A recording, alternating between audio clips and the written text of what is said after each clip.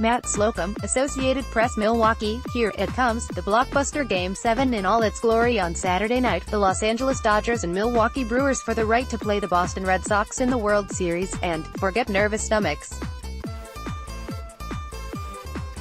What the Dodgers really need is for Manny Machado to tame the butterflies in his head. There was always going to be a price to pay for his Bush League behavior in Los Angeles in this National League Championship Series, kicking Brewers first baseman Jesus Aguilar as he crossed first base in Game 4 and explaining away the periodic dog in him with his infamous "hustling is not my cup of tea" remarks, and the first check came due hard in Friday night's 7-2 Game 6 loss to the Brewers. The Brewers crowd booed Machado as if he were in town to introduce prohibition. Machado responded with a dry night at the plate, meekly going 0 for 4 and stranding 3. "It was a tough loss for us today," he said when asked about the crow, which was the polite way of checking on the ringing in his ears. "We've got to come back and play better baseball tomorrow night." "Okay, well, sure." The way the Brewers ambushed starter Hyun-Jin Ryu for 4 runs in the first inning, another in the second, 4 doubles in the first 2 innings, and then scored their 6th run when a wild pitch slipped past Yasmani Grandal, who is to catching in this NLCS what a single sandbag is to a raging flood. Of course the Dodgers must play better Saturday night if they are to return to the World Series. That includes their marquee trade deadline edition, who appeared determined to hit the ball farther as the boos got louder. "No," Machado protested. "My focus was on the game, trying to go pitch by pitch and drive in runs." The sellout Miller Park crowd of 43,619 booed early and booed loudly. They hit decibels that made you hope parents were responsible enough to bring earplugs for infants. It was ear-splitting, it was sustained, and it sure appeared to work. Within that 0 for 4, Machado fanned twice, never got the ball out of the infield, and appeared in need of a good set of noise-canceling headphones.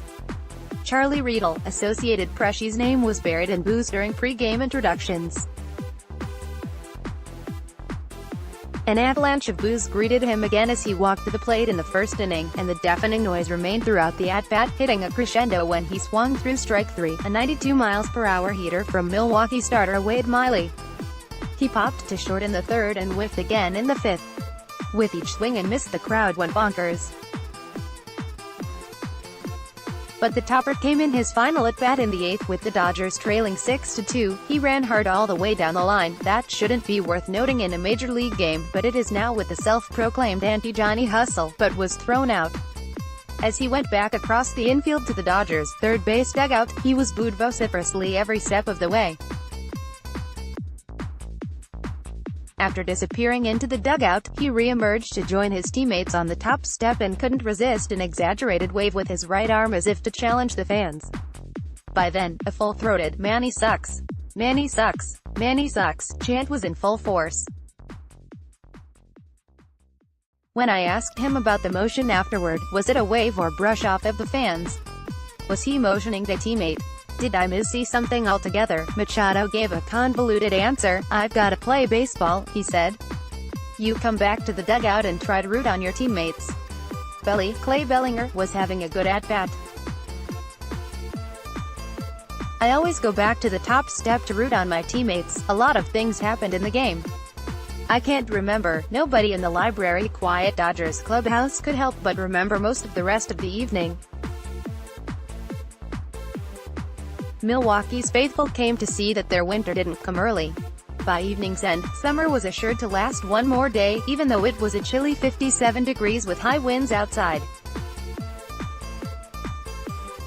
A cloudy, dreary day turned into a red-hot evening, and when it came time for the Milwaukee tradition following, "Take me out to the ball game," during the 7th inning stretch with the Brewers leading 5-2, everyone sang "Roll out the barrel" with gusto. And the line, "Roll out the barrel, we've got the Blues on the run," seemed especially apt. The Dodger Blues, this is what you want to play for, this is the fun time, Dodgers closer Kenley Jansen said of Game 7.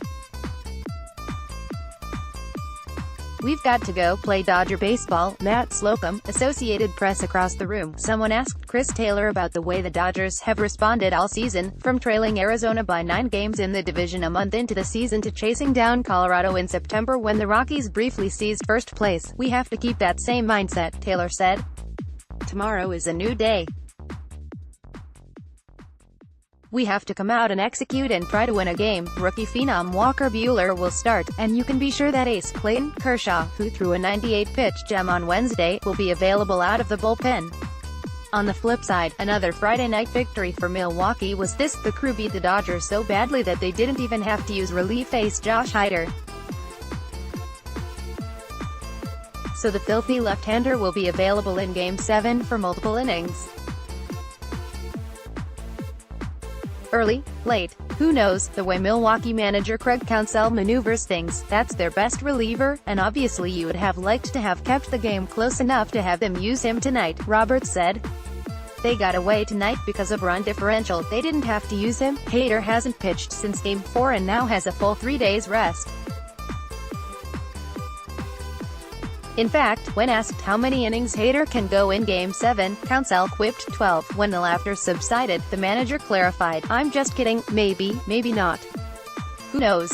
For one night, it was party time in Milwaukee.